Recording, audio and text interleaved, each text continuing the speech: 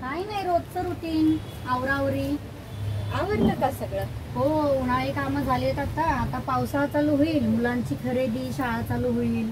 तू आता फिरायला गेली होतीस ना ग? हो, हा, कशी झाली तुझी ट्रिप? खूप सुंदर झाली. कसं काय येणं केलं इकडे? अगं हिच्यासाठी थोडं सामान घ्यायचं होतं, मग ते म्हटलं चला तुलाही भेटून जावं, सामानही घ्यावं. कितवीला गेली यंदा? यंदा अप्पर केजी ला गेली.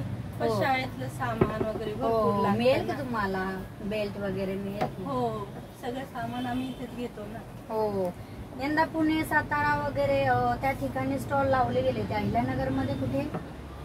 अहिल्यानगरचं अगं मला 2 दिवसापूर्वीच बातमी आली होती.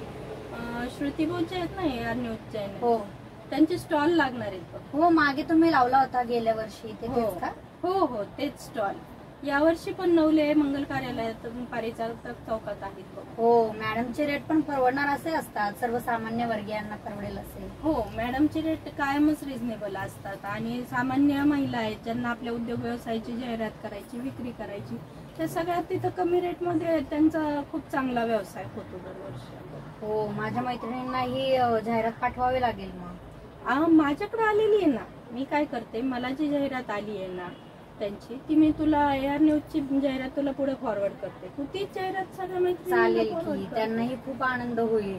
हो, कारण मोठा प्लॅटफॉर्म आहे. हो, सुवर्ण संधीचा या सर्वांनी फायदा घेतलाच पाहिजे. हो, चल मी येते आता. का हो ताई? अगं मी स्टॉल बुक केलेला आहे, तू पण स्टॉल लगेच बुक कर बर का, कारण त्यांच्याकडे स्टॉल 40 शिल्लक आहे.